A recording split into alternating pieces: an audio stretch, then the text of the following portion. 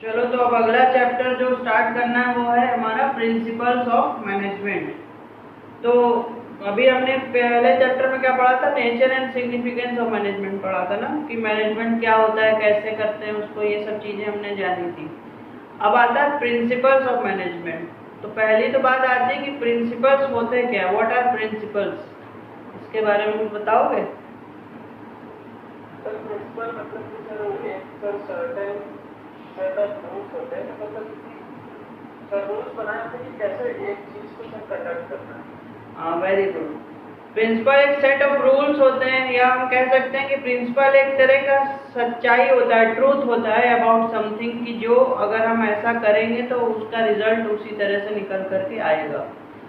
या वो एक सेट ऑफ रूल्स होते हैं जो through out the time develop किए जाते हैं, डिफरेंट, मतलब हो सकता है एक्सपेरिमेंटेशन से किए गए हो सकता है अपने एक्सपीरियंस से किए गए हों, वो डिपेंड करता है। लेकिन प्रिंसिपल्स जो होते हैं वो बेसिकली क्या होते हैं, किसी भी चीज़ के करने के तरीके को डिफाइन करते हैं कि इस चीज़ को हमको कैसे करना है। तो जो मैनेजमेंट है, मैनेजमेंट बहुत ही इंटीग्रल पार्ट है किसी भी बिजनेस का, और management needs to be done in a certain और स्पेसिफिक वे में ही उसको करना होता है। और वो सर्टेन और स्पेसिफिक वेज जो है वो क्या है, प्रिंसिपल के रूप में जाने जाते हैं। They are called as principles of management. तो प्रिंसिपल्स ऑफ मैनेजमेंट के बारे में पहले हम लोग कॉन्सेप्ट थोड़ा पढ़ लेते हैं। कॉन्सेप्ट एक बार थोड़ा सा और पढ़ लो तो बता दें उसमें और क्या चीज़ें हैं। सर कॉन्सेप्ट में लिखा हुआ कि जो इम्पोर्टेंट हो थोड़ा लाइन उसको पढ़ देना खाली। लिखा है कि वन में distinguish principles of management from both of both sides. Principle management principles are not as difficult principles of side, they deal with human behaviour and दस ठीक है। Applied creatively given the demands of the situation. तो कह रहा है कि management के जो प्रिंसिपल्स हैं वो प्रिंसिपल्स हमारे नॉर्मल जो रूल्स या प्रिंसिपल्स होते हैं, हमारे जो एग्जैक्ट साइंस होती है, पॉजिटिव साइंसेस जो होती हैं, उनके प्रिंसिपल से थोड़ा सा वेरी करते हैं मैनेजमेंट के प्रिंसिपल्स। ये क्या हुआ?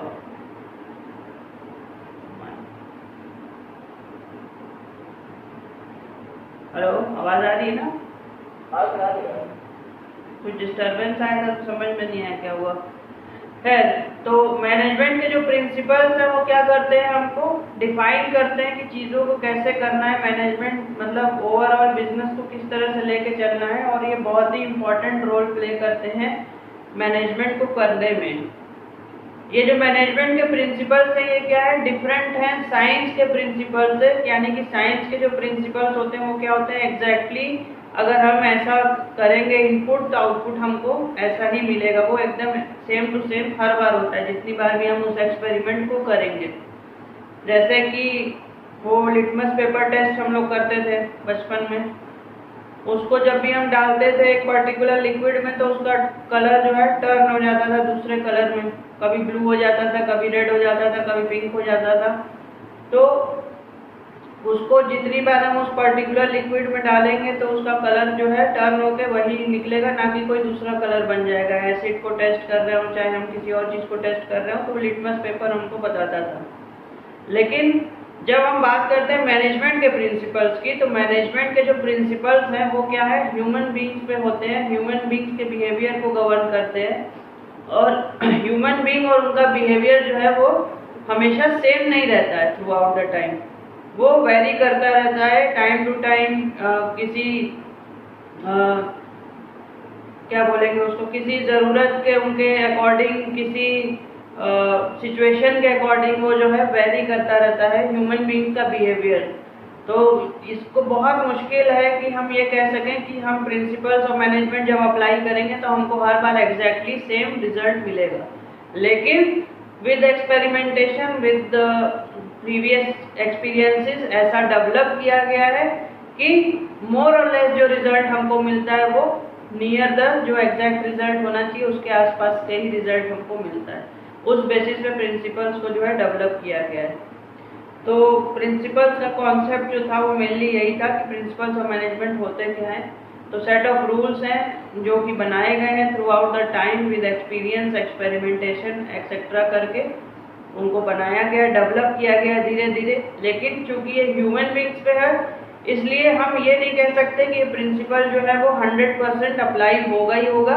हो सकता है अप्लाई हो सकता है ना भी रिजल्ट हमको मिले सेम, क्योंकि ह्यूमन बिहेवियर को आप कभी भी 100% मतलब कंफर्म नहीं कर सकते कि यही होगा। तो अब देखते हैं इसके नेचर को। Nature of principles of management. Nature क्या है प्रिंसिपल्स ऑफ मैनेजमेंट का? Universal applicability. अब यूनिवर्सल एप्लीकेबिलिटी होती तो है प्रिंसिपल्स ऑफ मैनेजमेंट में, लेकिन हम उसको 100% नहीं कह सकते कि वो 100% अप्लाई हो ही जाएंगे जाकर के वहाँ पे, क्योंकि ह्यूमन बिहेवियर भी ये है। वैसे प्रिंसिपल्स का बेसिक फीचर ही यही है कि वो हर जगह अप्लाई होंगे और हर जगह अप्लाई ये होते भी हैं, लेकिन हम 100% नहीं कह सकते। 99% तक इवन हम कह सकते हैं कि ये प्रिंसिपल्स अप्लाई होते हैं, लेकिन 100% इनकी यूनिवर्सल एप्लीकेबिलिटी जरूरी नहीं है कि होती है वैसे। क्यों?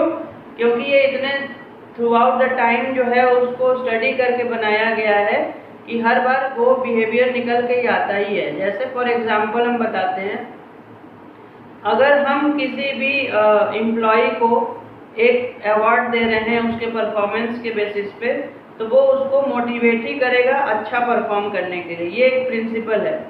अगर हम उसको मोटिवेट करने के लिए कोई अवार्ड दे रहे हैं, रिकॉग्निशन दे रहे हैं, तो वो उसको मोटिवेट ही करेगा, उसको क्या कहते हैं कि उसको बेटर परफॉर्म करने के लिए ही उसको मोटिवेट करेगा। वो प्रिंसिपल यही कहता है और यही उसकी यूनिवर्सल एप्लीकेबिलिटी भी है। लेकिन हो सकता है कि कोई ऐसा कारण हो मे भी कि हम उसको रिकॉग्नाइज करें, उसको अवार्ड दें, उसके बाद भी उसके परफॉर्मेंस में सुधार ना आए, या हो सकता है उसका परफॉर्मेंस जो था जिसके लिए उसको अवार्ड दिया गया है वो और ख़राब हो जाए। मे भी उसको अपने उस परफॉर्मेंस को लेकर के वो अब लाइट वे में लेने लगे चीज़ों को कि जब हम इतना अच्छा परफॉर्म कर रहे हैं तो हमको एफर्ट करने की ज़रूरत नहीं है। हो सकता है नेक्स्ट टाइम पे उसका परफॉर्मेंस नेक्स्ट ईयर में पहले से बहुत ज़्यादा डाउन हो जाए।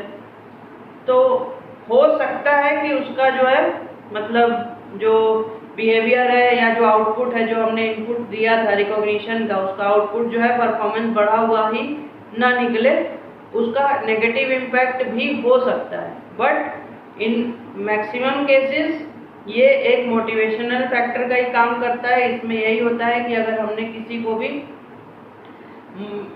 रिकॉग्निशन दिया, किसी को भी अवार्ड दिया है, किसी को कोई प्राइज दिया है, तो उसको वो और अच्छा परफॉर्म करने के लिए मजबूर करता है, ना कि परफॉर्मेंस गिराने के लिए।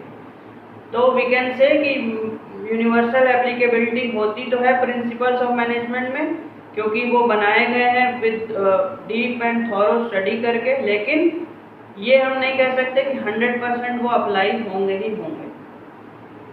ठीक, फिर है नेक्स्ट जर्नल गाइडलाइंस। अब यूनिवर्सल एप्लीकेबिलिटी जब 100% नहीं है तो वी कैन से कि the principles of management are general guidelines. General guidelines का क्या मतलब होता है कि जो कि जर्नली एप्लीकेबल हो ही सब जगह पे। जर्नल अगर वो यूनिवर्सली या 100% अप्लाई नहीं हो रहा है तो उसका जर्नल एप्लीकेबिलिटी तो हो सकता है, जर्नल गाइडलाइन के तौर पे तो वो हो सकता है। जर्नल गाइडलाइन का क्या मतलब है कि वो एक जर्नल गाइडलाइन की तरह काम करते हैं, कि मतलब हमको इस वे में ही काम करना है। जैसे कि एम्प्लॉयज़ को जो भी उनका मतलब वर्क ड्यूरेशन है, उस वर्क ड्यूरेशन में एक ब्रेक उनको देना चाहिए हमको फॉर लंच और रेस्ट के लिए। मान लो 15 मिनट्स, हाफ एन आवर का एक ब्रेक उनको देना चाहिए, ये हमारी स्टडी कहती है। तो ये एक जर्नल गाइडलाइन है। ये लंच ब्रेक का सिस्टम हर जगह फॉलो होता है, बस ये है कि कुछ जगह उसका टाइमिंग फिक्स होता है और कुछ जगह टाइमिंग जो है उनके वर्क के अकॉर्डिंग वेरी करता है। कहीं कहीं पे उसको फिक्स टाइम पे दिया जाता है। जैसे जनरली अगर हम स्कूल वगैरह में हैं तो हम स्कूल में देखेंगे कि बच्चों के लंच का टाइमिंग या जो लंच ब्रेक का टाइमिंग है वो फिक्स होता है। लेकिन अगर वहीं हम कॉरपोरेट सेक्टर में चले जाएं या किसी और बैंक में चले जाएं तो हो सकता है because of certain urgent work वो क्या होता हो, शिफ्ट हो जाता हो, उनका टाइमिंग फिक्स ना रहता हो। लेकिन जर्नल एक एप्लीकेबिलिटी ये कहती है कि अगर हम उनको प्रॉपर लंच ब्रेक दे रहे हैं थ्रू आउट उनके वर्क आवर्स में, वर्किंग आवर्स में, तो उनकी परफॉर्मेंस जो है वो इनहेंस हो जाती है। अगर हम कंपेयर टू उनको एक भी ब्रेक ना दें, थ्रू आउट उनको बोलते हैं काम करने को, और हम एक लंच ब्रेक दे रहे हैं हाफ एन आवर का, उससे उनका जो परफॉर्मेंस है वो इनहेंस होकर के मिलता है, परफॉर्मेंस उनका बेटर होकर के मिलता है। तो जर्नल गाइडलाइंस के तौर पे हम प्रिंसिपल्स ऑफ मैनेजमेंट को बिल्कुल अप्लाई कर सकते हैं। ये एक जर्नल गाइडलाइन के तौर पे हमें रास्ता दिखाती है आगे का कि हमको कैसे क्या चीज़ों को परफॉर्म करना है, कैसे हमको फंक्शंस को लेकर के चलना है, अपने बिजनेस के फंक्शंस को कैसे मैनेज करना है। तो वी कैन से कि they work as a general guidelines. फिर नेक्स्ट पॉइंट क्या है, formed by practice and experimentation. Most important point यही है कि बाकी जो भी प्रिंसिपल्स होते हैं साइंस के, वो एक्सपेरिमेंटेशन पे ही बेस्ड होते हैं। ज़्यादातर एक्सपेरिमेंट कर करके उनको प्रूव किया जाता है और वो फिर हर बार exact same to same result लाते हैं। लेकिन जो मैनेजमेंट के प्रिंसिपल्स हैं वो एक्सपेरिमेंटेशन के संग संग प्रैक्टिस पे भी डिपेंड करते हैं।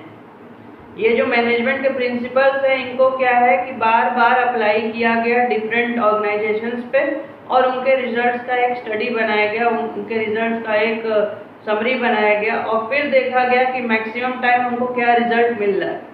तो जो मैक्सिमम टाइम उनको रिजल्ट मिला उस स्टडीज के, उसको हमने प्रिंसिपल के रूप में एक्सेप्ट कर लिया, और जो प्रिंसिपल्स हमें लगा था कि प्रिंसिपल हो सकते हैं लेकिन उनका रिजल्ट हर बार वेरी कर रहा था, उनको वहाँ पे इग्नोर कर दिया गया। बेसिकली क्या था कि ये प्रिंसिपल्स जो है वो ह्यूमन बिहेवियर पे डिपेंड करते थे, इसलिए बार बार उनका जो है वो वेरिएशन आता था उसमें। तो जिनका वेरिएशन ज़्यादा आता था उनको एज अ प्रिंसिपल नहीं माना गया, और जिन चीज़ों को करने पर हमको सेम रिजल्ट या सिमिलर रिजल्ट मिल रहे थे उनको हमने एज अ प्रिंसिपल एक्सेप्ट कर लिया अपने मैनेजमेंट के प्रिंसिपल्स में। तो बहुत ही इम्पोर्टेंट पॉइंट इसका ये है कि ये जो है प्रैक्टिस से और एक्सपेरिमेंटेशन से बने हुए प्रिंसिपल्स हैं। एक बहुत ही इम्पोर्टेंट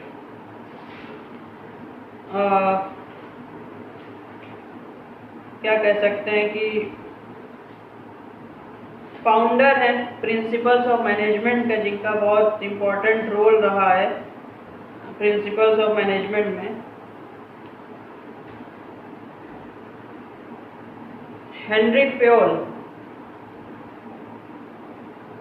फ्योल, जिन्होंने प्रिंसिपल्स ऑफ मैनेजमेंट का एक बहुत ही इम्पोर्टेंट पार्ट दिया है। उन्होंने हमको 14 प्रिंसिपल्स ऑफ मैनेजमेंट दिए हुए हैं। उनके हिसाब से ये 14 प्रिंसिपल्स ऑफ मैनेजमेंट जो अप्लाई होते हैं। हेनरी फ्योल ने ये प्रिंसिपल्स कैसे डेवलप किए हैं, वो खुद एक जगह पे जॉब करते थे। उन्होंने उस जॉब के दौरान इन चीज़ों को नोटिस किया, और नोटिस करके उन्होंने क्या है इन प्रिंसिपल्स को डेवलप किया।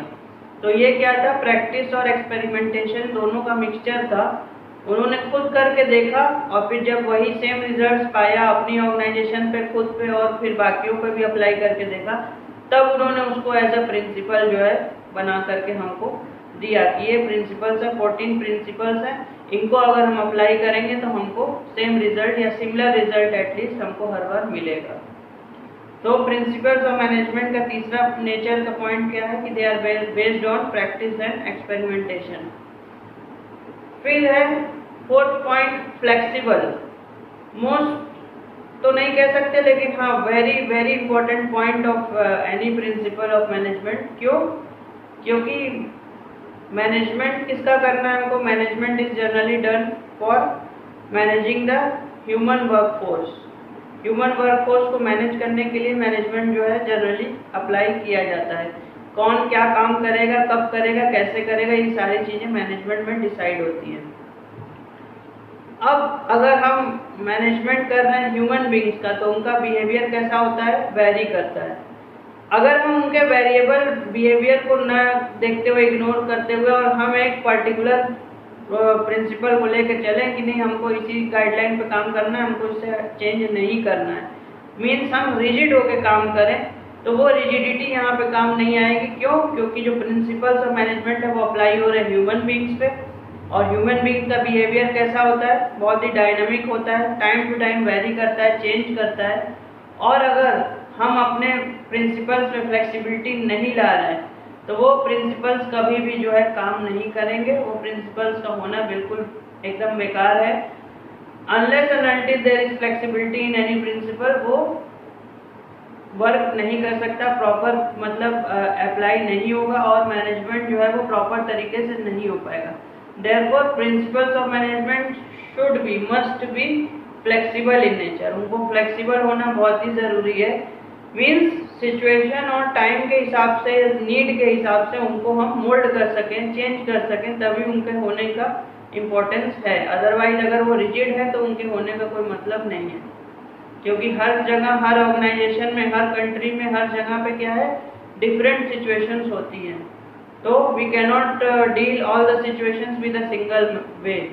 तो सिंगल तरीके से हम एक मतलब डील नहीं कर सकते सारी सिचुएशंस को, तो इसलिए हमको फ्लेक्सिबिलिटी चाहिए होती है अपने प्रिंसिपल्स में। तो फ्लेक्सिबिलिटी या फ्लेक्सिबल होना is a very important part of principles of management. फिर next point is mainly behavioural. तो behaviour is related to again human beings. Human beings के बिहेवियर से रिलेटेड होने की वजह से जो प्रिंसिपल्स ऑफ मैनेजमेंट है वो भी क्या है, प्रिंसिपल से ज़्यादा एक एक्ट करने का तरीका है, एक बिहेवियर या बिहेव करने का एक तरीका जो है वो हमको बताते हैं प्रिंसिपल्स ऑफ मैनेजमेंट कि हमको किस तरह से बिहेव करना चाहिए। यानी कि जो ओनर्स हैं उनको अपने एम्प्लॉयज़ से किस तरह से बिहेव करना चाहिए, एम्प्लॉयज़ को एक दूसरे से कैसे बिहेव करना चाहिए, एम्प्लॉयज़ को अपने ओनर से कैसे बिहेव करना चाहिए, एक सुपीरियर को अपने सबऑर्डिनेट से कैसे करना चाहिए, सबऑर्डिनेट को सुपीरियर के कैसे इंस्ट्रक्शंस को मानना चाहिए। ये सारी चीज़ें जो है प्रिंसिपल्स में डिफाइंड है, इसलिए इनको कहा जाता है कि ये बिहेवियर पे या बिहेवियरल है इन नेचर। तो प्रिंसिपल्स ऑफ मैनेजमेंट जो है वो बिहेवियर पर डिपेंड करते हैं, एक बिहेवियर की तरह खुद भी हैं वो, मतलब लोगों के बिहेवियर के हिसाब से ही चलते हैं और बिहेवियर पे ही डिपेंड करते हैं। तो इसलिए उनको कहा जाता है कि वो मेनली बिहेवियरल है नेचर में। कुछ पूछ रहे हो क्या? कुछ नहीं सर, वो चले आगे। हाँ सर। नेक्स्ट नेचर है cause and effect relationship. Very important again, cause and effect relationship मतलब कि जैसे हम कोई भी रूल्स वगैरह पढ़ते हैं, कोई भी प्रिंसिपल्स पढ़ते हैं साइंस के, तो उनमें कॉज एंड इफेक्ट रिलेशनशिप होता है। कॉज एंड इफेक्ट रिलेशनशिप वही मतलब अभी थोड़ी देर पहले जो एग्जांपल हमने दिया था कि अगर लिटमस पेपर को हम एक पर्टिकुलर लिक्विड में डालेंगे तो उसका कलर ये पर्टिकुलर रंग का हो जाएगा। कॉज मतलब कि हम डालेंगे और इफेक्ट मतलब कि हमको बार बार वही रिजल्ट मिलेगा। कॉज मतलब कि जो कारण है और इफेक्ट मतलब उसको करने से जो हो रहा है। तो जैसे हमने एक एग्जांपल और दिया था कि अगर हम किसी एम्प्लॉय को रिवॉर्ड दे रहे हैं, रिकॉग्निशन दे रहे हैं, अवार्ड दे रहे हैं, तो उसको क्या होगा, मोटिवेशन ही मिलेगा। तो कॉज क्या था कि हमने उसको अवार्ड दिया और इसका इफेक्ट क्या था कि उसको मोटिवेशन मिला और बेहतर परफॉर्म करने के लिए। तो इस केस में हम क्या कहेंगे कि प्रिंसिपल्स ऑफ मैनेजमेंट में कॉज एंड इफेक्ट रिलेशनशिप होना बहुत इंपॉर्टेंट है, होता ही है उसमें, उसके नेचर में। प्रिंसिपल्स अगर इफेक्ट नहीं डाल रहे हैं जो जिसको सोच के उसको अप्लाई किया जा रहा है, मीन्स कि जैसे हम जो सोच के उस प्रिंसिपल को अप्लाई कर रहे हैं, जो हमें रिजल्ट आउटकम चाहिए वो नहीं मिल रहा है, तो उन प्रिंसिपल्स का होना या उन प्रिंसिपल्स के होने से वहाँ पे कोई फायदा नहीं है, मैनेजमेंट वहाँ पे नहीं हो पाएगा। तो cause and effect relationship management के प्रिंसिपल्स में होना चाहिए, होता है, ये कह रहा है हमारा अगला पॉइंट जो कि है कॉज एंड इफेक्ट रिलेशनशिप। और फिर क्या है लास्ट, कंटीजेंट। कंटीजेंसी तो हम लोग पढ़े हुए। कंटीजेंसी का मतलब होता है कि अगर कोई चीज़ सपोज होने वाली हो तो ही उसको हम एंटिसिपेट करें, मतलब कि अगर ऐसा होने वाला हो तो हम उसको एज्यूम कर लें कि हाँ ऐसा हो सकता है पहले से। कंटीजेंसी तो उसको बोलते हैं, कंटीजेंट है यहाँ पे। तो मैनेजमेंट के प्रिंसिपल्स जो है वो कंटीजेंट होते हैं, यानी कि वो पहले से एक एजम्पशन अपने दिमाग में ले करके चलते हैं कि ऐसा भी हो सकता है। मीन्स हमेशा हम मैनेजमेंट में क्या करते हैं, जब हम आगे के चैप्टर्स पढ़ेंगे तो हम उसको जानेंगे भी कि हम मैनेजमेंट में क्या है, हमेशा एक से ज़्यादा तरीकों को लेकर के चलते हैं कि अगर कहीं किसी वजह से हमारा एक तरीका फेल हो गया तो हमारे पास दूसरा तरीका होना चाहिए उस चीज़ को करने का, उस चीज़ को टाइम पे अकम्प्लिश करने का हमारे पास वे पहले से अवेलेबल होना चाहिए। मतलब हम प्रिपेयर्ड होने चाहिए कि अगर हमारा एक मेथड फेल होगा तो हम दूसरा मेथड अप्लाई तुरंत कर लें।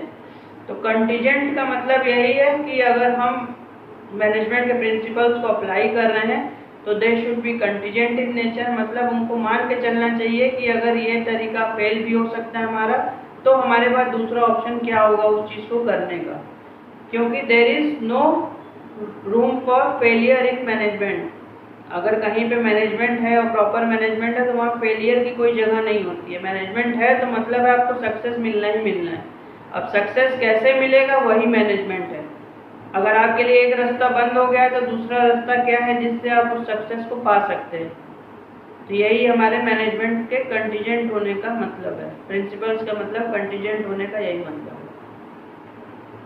अब इनको चाहो तो एक बार पढ़ दो तो हम और उसको कर दें, नहीं तो इसमें कोई प्रॉब्लम हो तो बताओ फिर।